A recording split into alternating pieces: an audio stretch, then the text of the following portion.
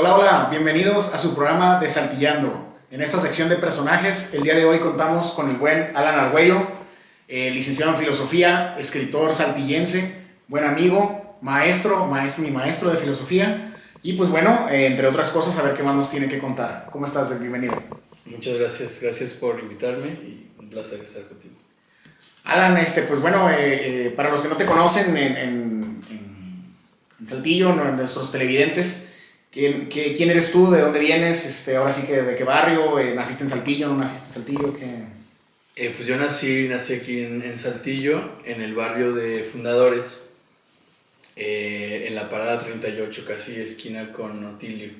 En ese momento eran unas casas de interés social que estaban muy próximas a la sierra y bastante alejadas del centro, pero sí, ese barrio fue como el mito fundamental, ¿no? Digamos, del que surgió todo. También estuve un año, el primer año de mi vida, tal vez el segundo, en Los Lirios, Coahuila, Okay. en el rancho del que es mi papá.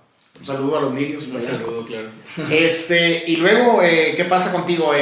Ahora sí que creces, ¿qué eras? ¿Eras cholo? ¿Qué tipo de, digamos, qué personaje eras en esos tiempos? Está muy cabrón porque pues en lo que era Fundadores en ese momento, lo que alcanzo a saber es que las casas costaban 10,000 pesos mexicanos. Okay. Entonces sí estaba como muy precario y se prestaba, por supuesto, para las pandillas. O sea, recuerdo que había como de 100 integrantes. Y en mi cuadra en específico, porque eso también, digamos, cada cuadra tenía una particularidad. Los que no se juntaban en pandillas, pues administraban como una especie de ciudad o de gobernatura ahí en esa cuadra, ¿no? Y en la mía había unos güeyes más grandes que nosotros, que los niños, que escuchaban rock clásico, bueno, rock urbano, bastante pop, por cierto, pero sí eran rockeros, digamos que eran los rockeros del barrio, ¿no? Okay. Yo no sé qué personaje formaba ahí, yo creo que fui el niño sobreprotegido. O sea, mi jefa dijo como de, no, aguanten. Claro. Y no salía mucho, estuve como en una especie de aislamiento ahí familiar. No como hacinamiento, pero sí en el sentido de muy cuidadas las visitas, los contactos. Y siento que por eso siempre estuve como con un pie afuera y con un pie adentro del barrio. Ok. Y de ahí, digamos, sales ¿en qué preparatoria estuviste? Estuve en el Ateneo. Ok. ¿Y de ahí vas a estudiar filosofía? No, estudié Derecho después del Ateneo. Obviamente no había pensado en irme de la ciudad, ¿no? Y estaba muy cerca la elección de las carreras. Y en esa elección pues había que elegir, en mi caso, por eliminación, ¿no? O sea, no quiero que sea, no va a ser medicina, no va a ser ingeniería, no va a ser... Y dije, bueno, pues derecho, ¿no? Leyes. Sí, a lo mejor de alguna forma ya las palabras te atraían, ¿no? Digo, al final de cuentas el derecho se da a través del lenguaje y creo que fue algo a lo que, digo, ya como escritor y todo, pues eres un amante del lenguaje, un esclavo del lenguaje, no sé, un artista del lenguaje, ¿no? Entonces, a lo mejor desde ahí puede ser que tenga algo de afinidad. Y entonces entras a Derecho en Juris. Sí, entro a la escuela a la facultad de jurisprudencia de la UADC, un logro para la familia, ¿no? En plan, el primer licenciado y no sé qué. Y yo estaba entusiasmado, pero creo que más que por el lenguaje lo hice por como ver la salida económica, ¿no? Ok. O sea, yo decía, sí, en ese momento no estaba pensando ni siquiera tenía claro que mi vocación era la de la filosofía o la de la literatura. O sea, estaba realmente perdido y dije, bueno, nada me satisface. Vi el plan de estudios de la licenciatura en Letras Hispánicas de la UADC. Y dije, no quiero leer a Sor Juana Inés de la Cruz. O sea, como que me clavé en la parte del siglo de oro y dije, no quiero que me dejen leer esto, ¿no?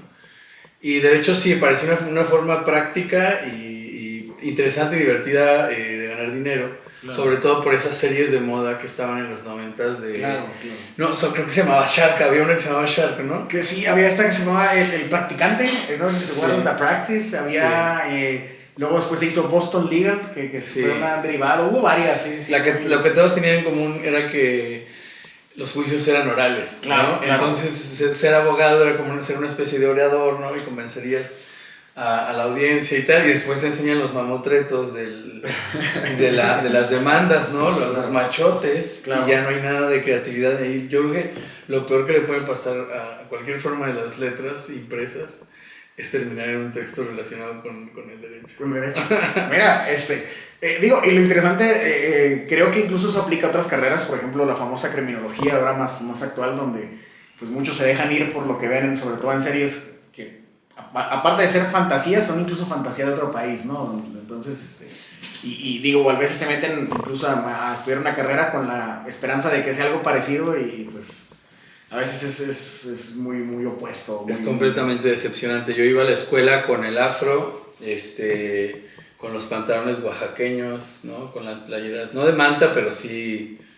Y todo el mundo, porque en las fechas de exámenes, por ejemplo, había que ir trajeado, ¿no? A los exámenes. Claro. Es una formalidad, ¿no? Por no decir. Claro.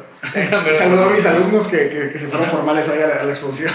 ¿Qué te iba a decir? Y entonces, ¿cómo surge esta transición digamos, del derecho a las letras? Yo creo que fue la filosofía primero. O sea, el derecho me condujo a la filosofía y la filosofía a la literatura.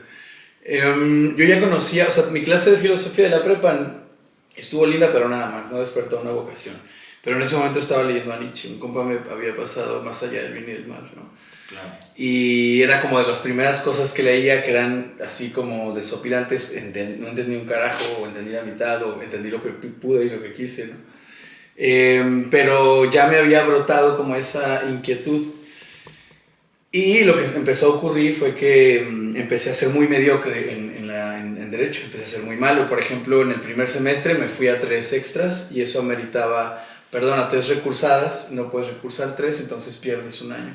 Después del primer semestre pierdo un año y tengo que esperar ese año para entrar otra vez al primer semestre y hacer las 2 materias que me faltaban, ¿no? Entonces empecé a ser bastante mediocre y había como esa incertidumbre, pero también la certeza de que no me gustaba el derecho. Hay álbumes completos de fotografías donde aparezco dormido a las 7 de la mañana en la parte más de hasta atrás de las aulas estas que caen como en cascada, ¿no? Claro.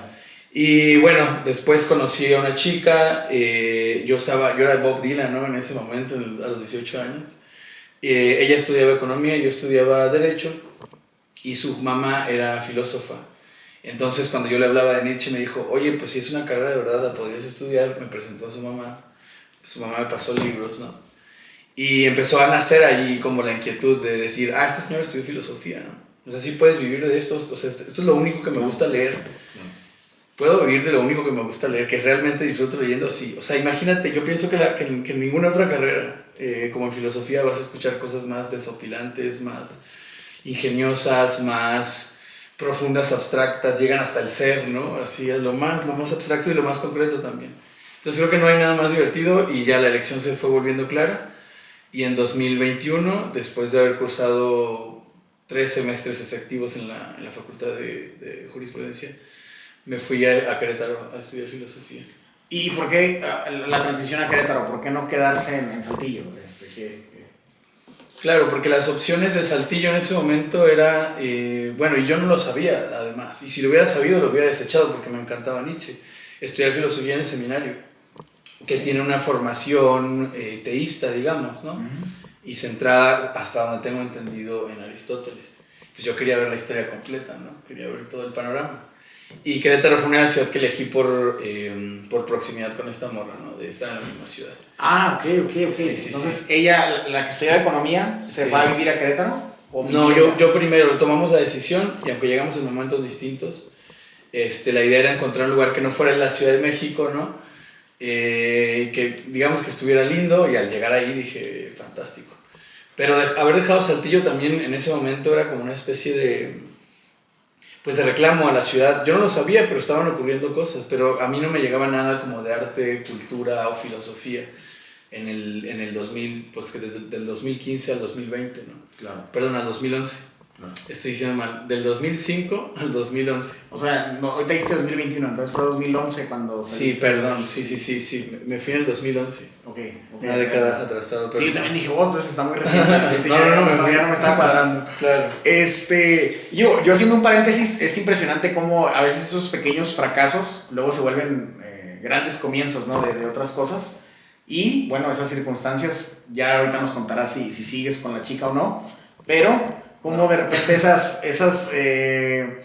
pues sí, ¿no? Esas circunstancias de la vida te van llevando, ¿no? También digo, un poco para los que nos están viendo, pues ahora sí que un pequeño fracaso, una pequeña pérdida puede en realidad ser una ganancia disfrazada por un momento, ¿no? Y entonces te vas a Querétaro a estudiar, a seguir tu relación, me imagino, con esta chica. ¿Y luego qué pasa? Sí, sobre lo que decías, pienso que esas cosas que llamamos fracasos, al final lo puedes romantizar todo lo que quieras, ¿no? Y decir, por ejemplo, que agradeces todos tus fracasos por el momento en el que te encuentras ahora, ¿no? Pero también a mí me gusta pensar, por ejemplo, en el destino, ¿no? Como esas cosas que a huevo tenían que pasar. No porque cuando mires hacia atrás digas, ay, es que todo se acomodó en línea ordenada, sino porque parece que hicieras lo que hicieras, ibas a terminar ahí. Yo me gusta pensar eso en el caso de la filosofía. O sea, pude haber estudiado otra carrera, pude haber estudiado letras, pero siento que era algo que me iba a empujar, ¿no? Y sí, como una especie de destino. Pues nada, estudio allí 4 años y en esos 4 años ocurre este tránsito de la filosofía a la literatura, sobre todo en el primer año, ¿no? Okay. Que pues digamos que después de leer a Nietzsche dije, no quiero leer nada que no me sorprenda, que no me vuele la cabeza, que no me incendie. Y tú no leías nada que no fuera tan serio, tan importante como la filosofía. Y eso incluía la literatura, ¿no? Entonces, un compa me presenta a Jorge Luis Borges y me dice, en sus cuentos hay mucha filosofía.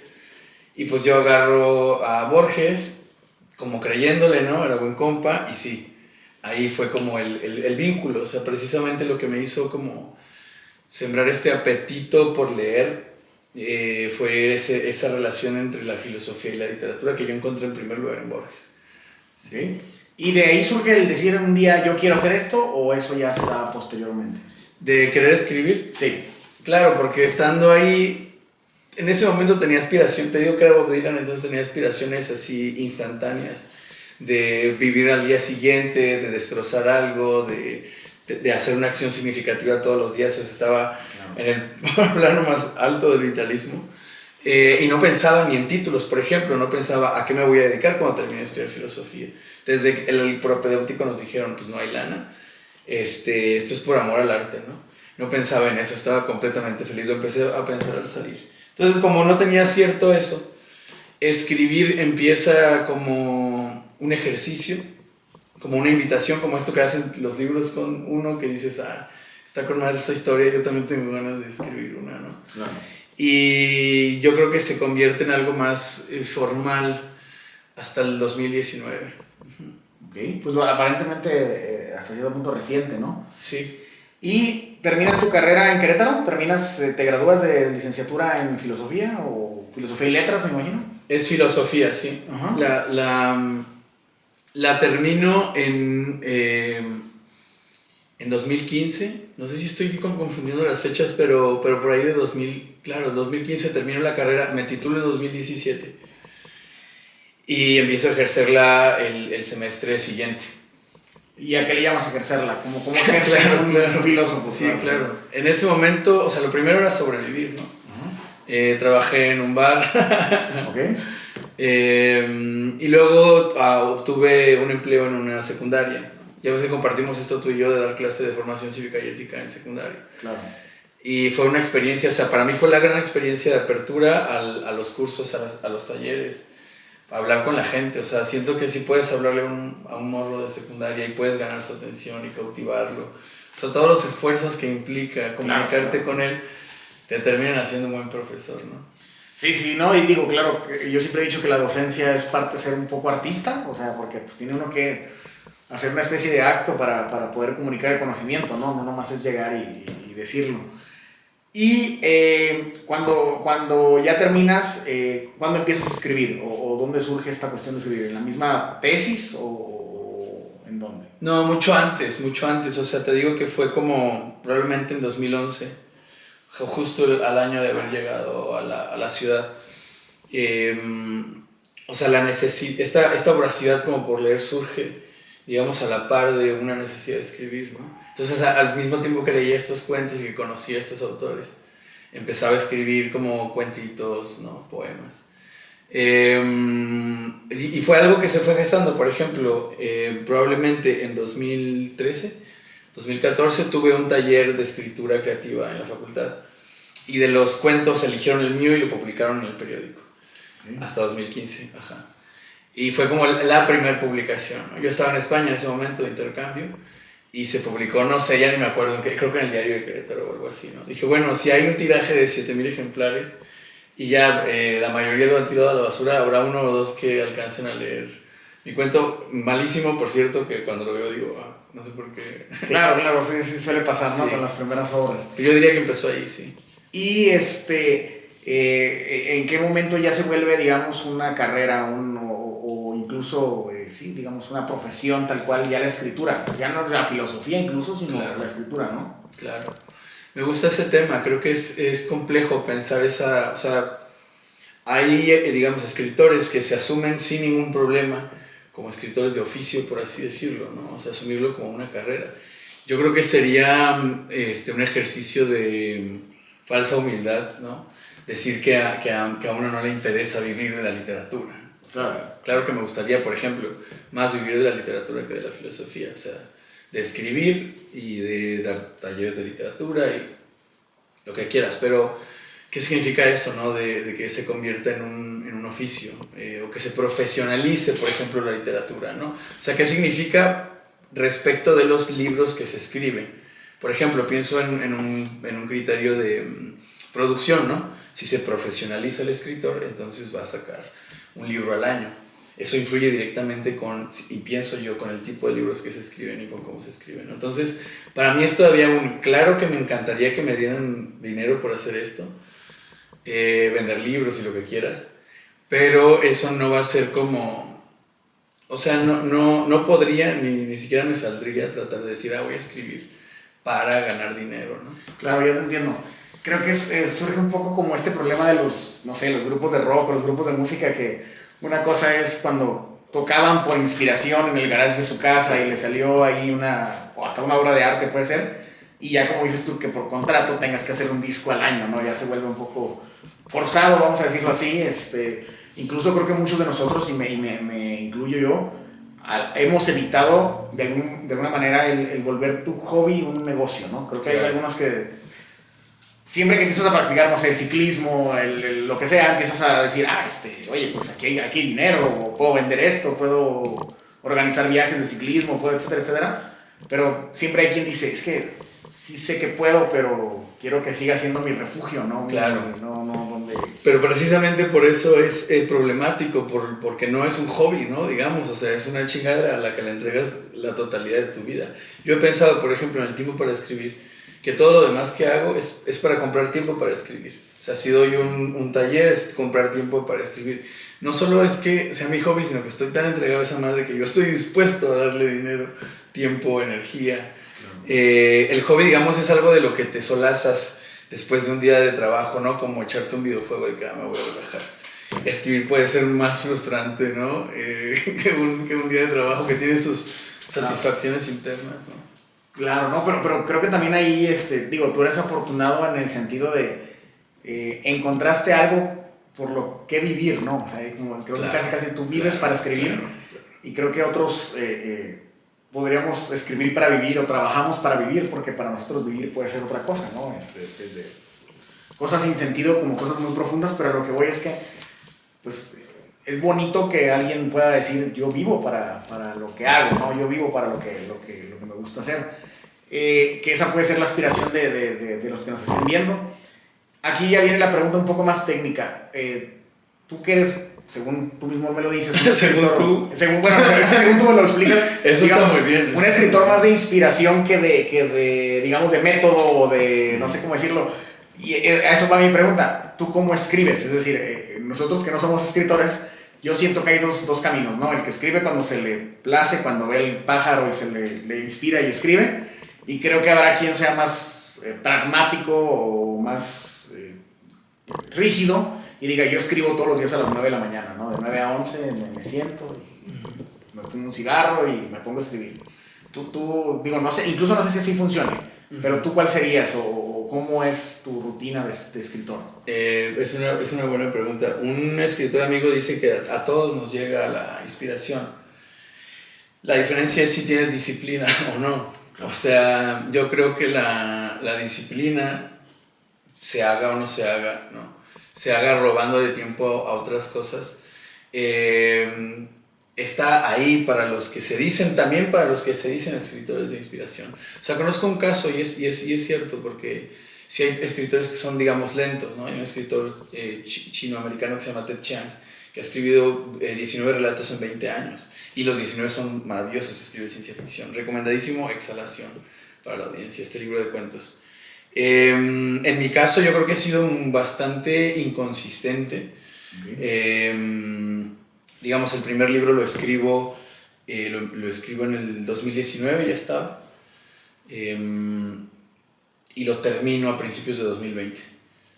Es un libro de minificciones, ¿no? Que me saca de un tiempo sin escribir, y el segundo empieza en 2020 con la primera beca del PECDA que me da, y lo estoy terminando ahorita. O sea, estoy poniendo los puntos finales, digamos, y yo creo que 5 años para un libro, y sobre todo para ese libro, creo que sí fueron un exceso, ¿no? Entonces tengo esta aspiración que estoy haciendo ahora, como dejando de trabajar, tratándome de involucrar lo más posible, y es pues una rutina de escritura, ¿no?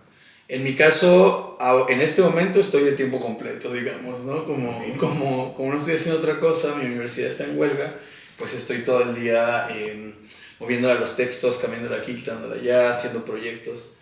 Pero digamos que normalmente me pasa así, tengo periodos de trabajo de todo el día y luego la vida, ¿no? Que atraviesa y dejas de escribir y dices, no he escrito. ¿Y escribes, por ejemplo, en máquina, a pluma, que te fumas un cigarro, un café, que es, digamos, cómo es? Sí, que me estás haciendo darme cuenta que estoy romantizando el siglo XX, ¿no? Pero sí, no, escribo en compu, o sea, está cabrón que no nos haya tocado a nosotros la posibilidad de escribir como en cuadernos, ¿no? O sea, que estemos tan cerca. ¿Tú también naciste en el 90? En el 86, sí. Ah, bueno, que estemos tan cerca de las computadoras y de los teclados, ¿no? Ya aprendí a escribir en máquina porque mi mamá tenía que pasar los reportes de su escuela, pero cuando empecé a escribir ya siempre fue en computadora. Ahora lo estoy haciendo un poco más, o sea, siempre he tenido diarios o libretas donde escribo cosas. No es que todo lo que piense esté vertido ahí, pero digamos, decir, el iniciar el cuento y decir, había una vez y la chingada, siempre en la computadora, sí. Muy bien. Y lo que te decía, cigarro, sí, claro, algo, sí. Desgraciadamente sí, soy tabacoinómano y pues estoy ahí fumando mientras escribo. O sea, casi siempre fumo para leer y ya me lo termino, o sea, leer lo que escribí el día anterior o en dónde voy, ¿no? Y luego ya me lo termino y pongo a escribir. ¿Cuántos cigarros te echas al día, Juan? Híjole, eso es información confidencial. No te creas. Yo creo que sí ando en la media caja. A media caja, bueno, pues todavía digo. Sí, es fuerte, sí, creo que estoy más comprometido a otras cosas, pero sí. Muy bien. Y digo, también me gustaría que ahora sí que nos presumieras un poco, ya que nos platicaste cómo llegaste ahí. Tienes 2 libros publicados y por ahí tienes algunos premios que nos pudieras decir. En realidad solo es un libro publicado, okay, que es el Jardín de los Prodigios. Ese libro ganó el premio de cuento Julio Torri. Okay. Y se publicó en 2022, si no me equivoco. Okay. El premio lo gana en 2021. Digamos, respondiendo un poco más técnicamente a la pregunta que me hacía hace rato, pues en ese momento si quieras que no, también pecarías de falsa, lo que quieras, de falsa humildad o de falsa modestia, si no te dijera que sí me sentí como avalado, por así decirlo, claro, ¿no? claro, sí, por supuesto. Justificado, además, no, por supuesto, porque te das un viaje. O sea, yo creo que aunque ganar es maravilloso y puedes inventarte tus propios metas, como terminar una novela o así. Claro. Y decir, gané y te sientes con toda la dignidad del mundo, que es ficticio todo, o sea, es una absurda serie de personas diciendo tu libro es el mejor de los otros que compitieron, ¿no? Y tener una lanilla y siempre vas a ser ese, ¿no? Creo que es lindo. Pero puedes llevarlo hasta lo escatológico. Y yo, como soy muy intenso y muy acelerado, pues sí, ese día me sentía hijo de Juan Rulfo. Oh, claro, sí. No, acostado en el sillón, nada más. Y creo que eso de que dices tú, cuando la sociedad te avala, y más en una carrera en la que, digamos, desde que te entras todo el mundo te dice que no hay futuro, que no hay dinero, etcétera, etcétera, pues dices, bueno, al menos dentro de esa carrera sin futuro yo ya soy algo, ¿no? Ya gané algo. Y aparte creo que eso es algo que se busca en todos lados, porque yo alguna vez me puse a pensar en eso de que te das cuenta que todos los días hay una entrega de premios y es importante para algunas personas, pero para la mayoría pues nos importa un cacahuate. No lo digo por nadie que haya ganado un premio, al contrario, que envidia de la buena y que sigan ganando muchos. Pero lo que voy es que todos los días hay quien gana un premio y hay quien no lo gana y el mundo sigue avanzando, ¿no? En la Ciudad de México hay una universidad que se llama Universidad Honoris Causa. Okay. Y vende títulos honoris causa. De tal suerte que a lo mejor te encuentras por ahí algún político o alguna persona en un puesto que compró un honoris causa. Y tan importantes son para nosotros el reconocimiento. En el fondo se trata de un gesto muy, muy humano, ¿no? Queremos ser reconocidos por los demás. Y ahorita que por ejemplo hablabas de la titulación, es increíble lo que pasamos para titularnos, ¿no? Yo al menos yo también batallé mucho, yo me creía muy escritor también, muy inspirado, y a la mera hora batallé horrores para hacer mi tesis. ¿Qué hiciste de la tesis? Yo hice un análisis jurídico de lo que en ese tiempo era la reforma energética. Okay. Pero a mí ya no me tocó la definitiva, sino que me tocó la que presentó Felipe Calderón y que luego estaba parchando Enrique Peña Nieto. Fue la que a mí me tocó. Incluso me tocó por ahí no sé si te acuerdas, pacto Vamos México, todo por México. Vamos por México, sí. Por ahí había esto. Pues bueno, los que saben de política saben de qué estoy hablando. Me tocó hacer todo este análisis. ¿Te arrepientes de tus conclusiones o las reafirmas? No, desafortunadamente, y créeme que me hubiera gustado equivocarme, pero básicamente mi tesis se basaba en que... Mi tesis predice la realidad. En algún momento había que ser muy pragmático, y era, por ejemplo, yo les decía, se supone que las concesiones, no se supone, están prohibidas en la Constitución, uh-huh, sobre todo en cuestiones de bienes de interés nacional. Pero, pues yo siempre les dije cuando defendí mi tesis, es que es una concesión, lo único que van a hacer es que le van a poner otro nombre, ¿no? Y pues, literal, eso fue lo que pasó, y es algo que ha pasado con otras figuras.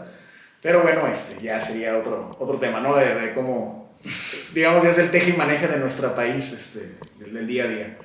Y bueno, mi buen Alan, tú tienes 35 años, y ya con un libro publicado, en vías de publicar otro más, con premios. ¿Qué nos podrías decir, digamos, qué has aprendido que valga la pena transmitirle a los que nos están viendo? Ahora sí que tú que estudias la realidad, el ser, el bien, el mal, lo que es, lo que no es, ¿qué nos podrías decir? Claro. De entrada me siento suficientemente contaminado de narrativas, ¿no? Que parten, o sea, siempre es lo que más consumo, digamos, ¿no? Narrativas que están en contra de ofrecer un consejo, una visión particular de la vida, ¿no? O sea, como, no sé, Cioran, por ejemplo, que tú lo conoces también, esta idea de, si tuviera algo que decirles es, pues, hagan con su culo un papalote, ¿no? Por ejemplo, ¿no? Eso sería mi recomendación. En este momento me siento como muy conforme, por así decirlo, con todas las manifestaciones, bueno, las que permiten la sobrevivencia de los otros, ¿no? Armoniosamente, pero de ahí en fuera, digamos, como contra una especie de clima moral, que ya no platicamos de eso, pero sería una de mis formas de mirar a Saltillo también, ¿no?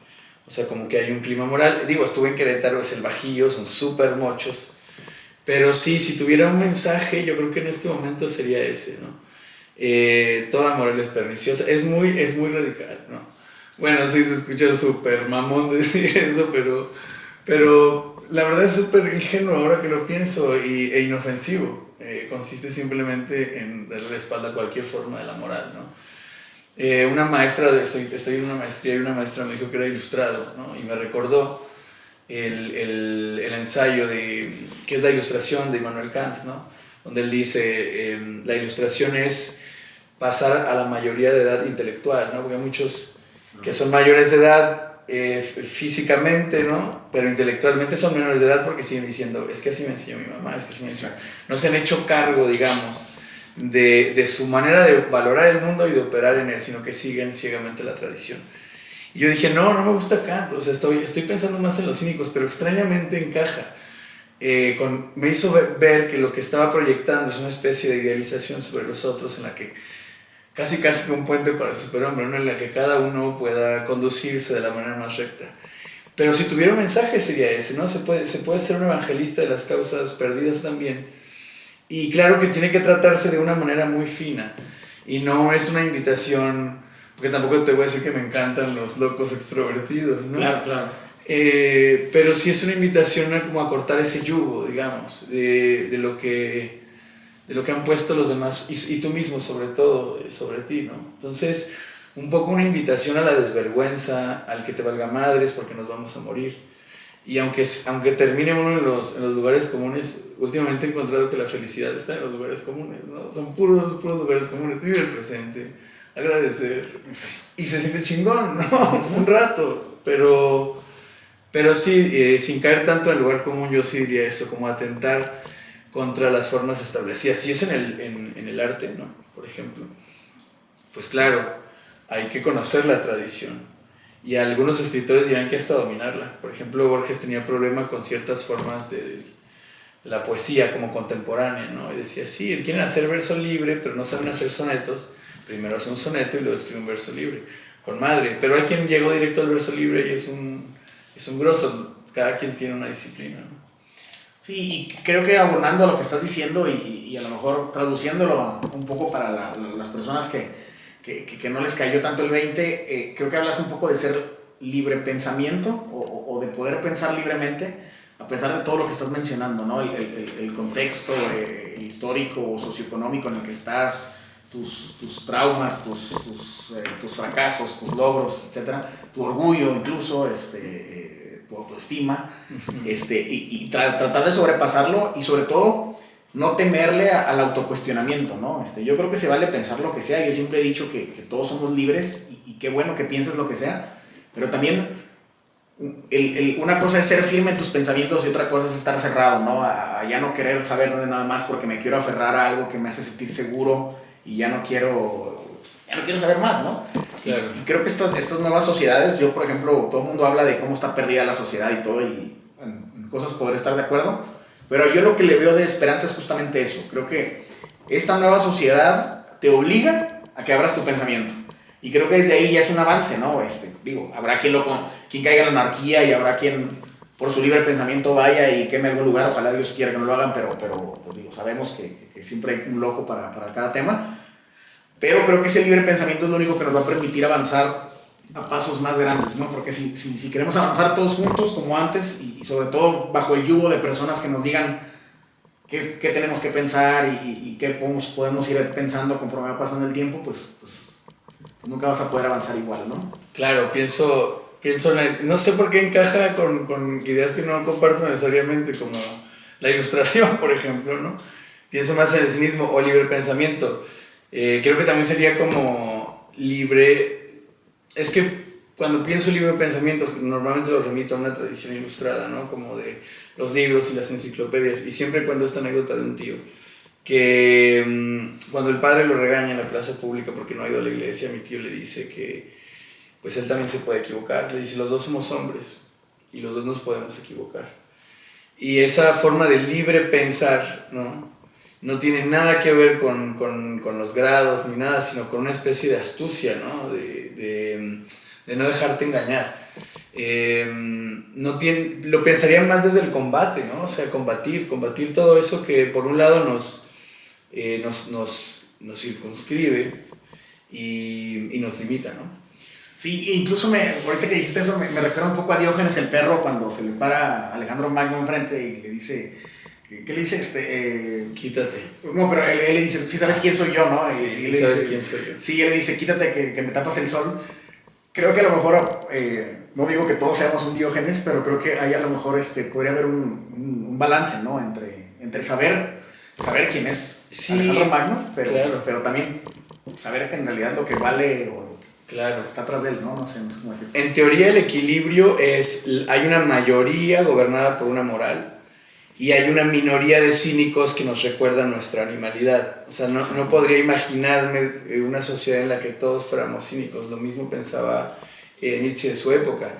Y hace rato que decías de esta sociedad en la que vivimos, este momento en el que estamos viviendo, híjole, no sé por qué hoy estoy sonando tan conservador, pero sí creo que hay nuevas formas de dogmatismo. Es decir, que también le es inherente, al parecer, al avance de nuestra existencia sobre la Tierra como humanos, a que siempre haya ¿cómo le llaman los abogados? Factores reales de poder, ¿no? Como ciertas tendencias muy fuertes.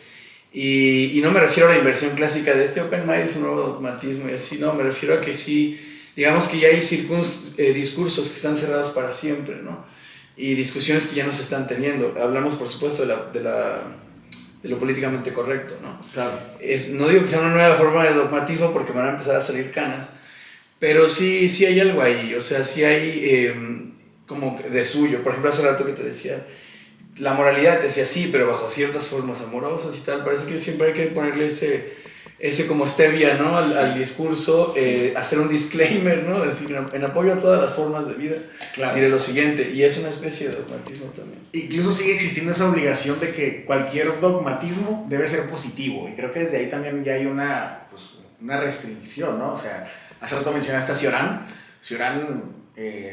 Aunque es conocido como un pesimista, yo lo considero el optimista más optimista del mundo, simplemente que tiene una forma muy fea de ser de modos. Es como el que te mete un golpe en la cara para que entiendas que duele, pero que así entiendas que estás vivo y que por ende, como eres capaz de sentir dolor, entonces eres capaz de sentir placer o felicidad o amor, etcétera, etcétera. Creo que hay creo que para que haya un crecimiento, incluso ya no sé si decir de conocimiento o de paradigma o de alguna cuestión así, creo que a veces tiene que ser a través de un sacudimiento, ¿no? Tiene que ser, hace poco, y por pura casualidad, no sé por qué, llegué a una pequeña reseña, a un pequeño artículo que hablaba de por qué esta obra de Marqués de Sade, 120 días de Sodoma, era tan importante para la literatura, ¿no? Y mismo mencionaba cómo, pues, en su tiempo y a través de la historia ha sido reconocido como literatura basura, pornografía, de lo peor, ¿no? Los peores calificativos que se le puede hacer a una obra ha sido esa, incluso ha estado prohibida en muchos países y todo, pero creo que hasta ahora que tú hablas, por ejemplo, de donde estos dogmas se tienen que abrir, se tiene que explorar la animalidad del ser humano, y la animalidad incluye toda esta parte horrible, cruel, negativa, no sé cómo decirlo, diabólica incluso. Sí. Y no por evitarla va a dejar de estar, ¿no? Por mucho tiempo, por ejemplo, a nosotros nos tocó la censura de la televisión, la censura de los medios, donde muchas cosas no se podían ni mencionar, no se podían decir, no se podían enseñar.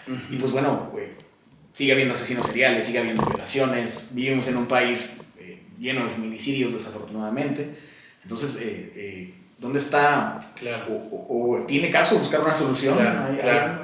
Ese precisamente es el vínculo entre, no solamente es un cinismo, sino sí es una especie de ilustración, porque si solamente fuera un cinismo, bueno, claro que no, el cinismo tiene su estructura, o sea, tiene su modo de ser.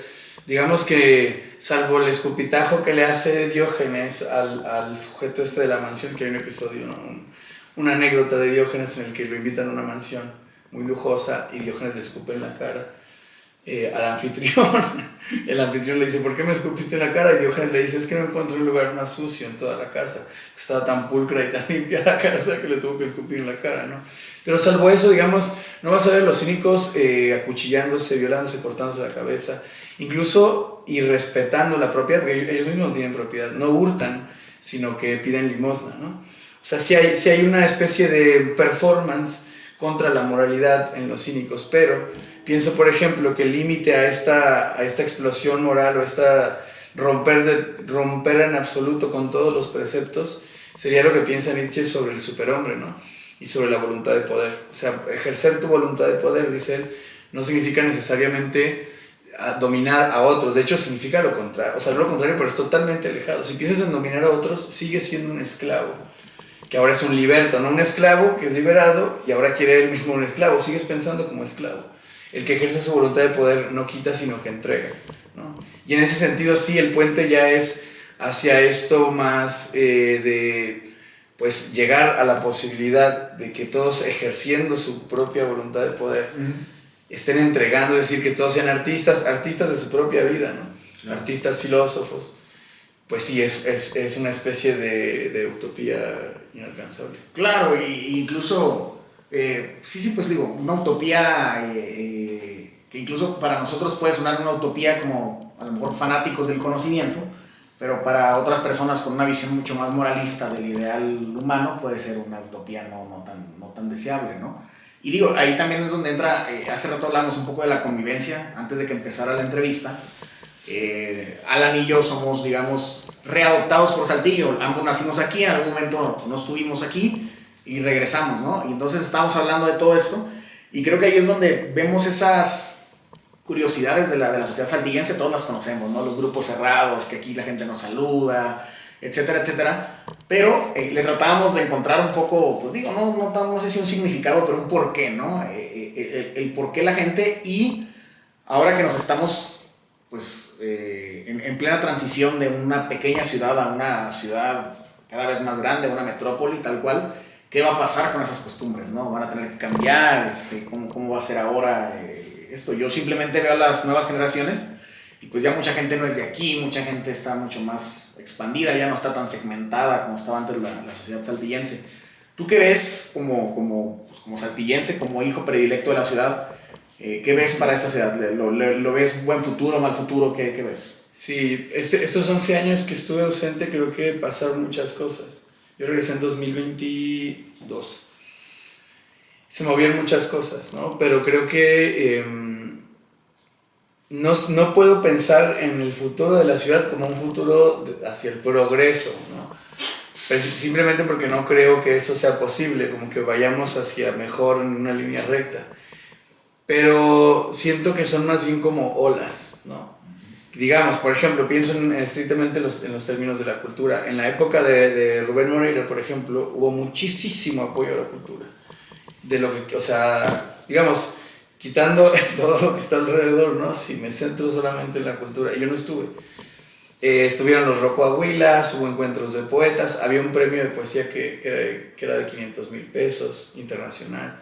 O sea, había dinero, y además, deja tú que hubiera dinero, por primera vez había dinero en la cultura, ¿no? Había hasta un programa, no sé si municipal o estatal, que te permitía tatuarte tu frase favorita de un libro. O sea, había lana para tatuajes, ¿no? Entonces, esa fue una ola, y tuvo otras Saltillo seguramente que ya no nos tocaron a nosotros.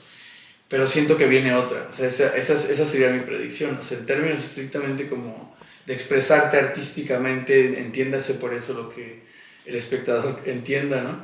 Siento que hay una apertura, y lo digo no solamente como sintiendo el feeling del momento, sabiendo que hay, por ejemplo, en mi rubro, otros escritores haciendo libros, ¿no? Terminando libros, no solo escribiendo, sino, tengo una idea de un libro y estoy por terminarlo. También creo que institucionalmente la comunidad se está fortaleciendo, y también desde las instituciones están, como digamos, abiertos a que empiecen a ocurrir cosas. Sí. Muy bien, entonces yo detecto una atmósfera optimista de ti, ves buen futuro para Sí, Saltillo es una cosa extrañísima, ¿no? Hablabas hace rato de... Yo no sé si es un ethos, como decían los griegos, es decir, de una especie de actitud general de todas las personas frente a la vida, ¿no? O si es un mito que interiorizamos y que nosotros reproducimos. Tú me has dicho que no, que tú siempre saludas y tal, pero yo a veces no sé qué es realidad y qué es ficción, ¿no? Sin duda que hay una especie de halo que me recubre como saltillense, pero sí es una ciudad muy rara. O sea, tiene estos como los grupitos y lo que quieras, pero también hay algo que te jala, siento yo. Claro. En este momento me siento así. O sea, la verdad es que, digamos que yo estuve en Querétaro escribiendo sin pertenecer a una comunidad de escritores. Digamos, escribiendo con mi compa, ¿no? Y lo primero que pasa cuando llego aquí, por supuesto que ya llego con la trayectoria, si quieres, con la pequeña trayectoria detrás, ¿no? Pero eso fue suficiente como para decir, ahora sí estoy en un... Pertenece al club. Pertenezco al gremio, sí. Okay. Entonces siento que va para arriba y que además no importa, ¿no? Al artista no... Hoy en esto que platicábamos del arte y el dinero y así, siento que es como decías, el sentido de la vida, ¿no? O sea, lo harías aunque no hubiera, es más, hasta con más ganas, de que aquí no hay ni un solo escritor, aquí nadie le está haciéndole caso a la cultura. Pero también luego sí da hambre y dan ganas de comer y de ir al cine. Y de echarse las chéves, sí, etcétera, claro. Y entonces, tú digamos, ¿cuál sería el futuro para Alan aquí dentro de Saltillo? O digo, no sé si te vayas a ir, pero ¿qué hay en el futuro cercano para Alan? Pues quisiera poner ahí el signo de interrogación en general, porque la mayoría de los proyectos que estoy persiguiendo, por ejemplo, mi maestría es en línea, es en la Autónoma de Zacatecas. O sea, mi proyecto es terminar esa maestría. La puedo terminar aquí o en otro lugar. Digamos que voy a seguir aplicando a los estímulos de la ciudad y eso me implicaría quedarme a vivir aquí otro año. ¿Qué voy a hacer ese año? Pues lo mismo que en cualquier otro lugar. O sea, a tratar de publicar el libro que acabo de terminar y avanzarle a los otros proyectos que ya tengo bocetados para los siguientes libros, ¿no? Digamos, si quieres que te platique un poquito de eso, el libro que quiero escribir es un libro centrado en una fábrica que se llama Felicidad S.A., que produce objetos tecnológicos que son atajos para la felicidad, ¿no? Okay. Por ejemplo, la diadema de la virtud, que sirve para aclarar la mente cuando estás enojado, disperso, ¿no? Y así hay una serie de objetos que produce esta fábrica. Entonces quiero hacer un cuento por cada uno de esos objetos. Creo que Saltillo es un buen lugar para escribir, por ejemplo. O sea, es un lugar que te permite el aislamiento, ¿no? Yo a veces salgo 2 días de mi casa y es tiempo que trabajo. Pero a veces quisiera ser yo más sociable aquí. No voy a culpar a ningún saltillense, pero siento que yo mismo me hago el huraño en esta ciudad, ¿no? Claro. Me es muy conveniente, sí. A lo mejor es eso, ¿no? A lo mejor es una ciudad llena de huraños, puede ser también, ¿no? Eso puede ser. Sí, pero sí, ese sería el futuro. Muy bien, Alan.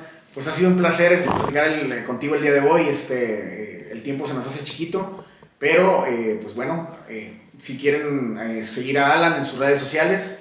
Estoy como Alan Argüello en Instagram con G, y en Facebook como Alan Argüello. ¿Y tu primer libro, dónde se puede adquirir? Por ahí, si me puede repetir el título. El libro se llama El Jardín de los Prodigios. De momento lo podrían adquirir conmigo porque tengo ejemplares, pero creo que debe haber también en el Centro de las Letras Óscar Flores Tapia, que está en la calle de Juárez. Muy bien. Sí. Pues ya saben, pónganse en contacto con Alan. Ha sido un gusto y pues nos despedimos. Chao.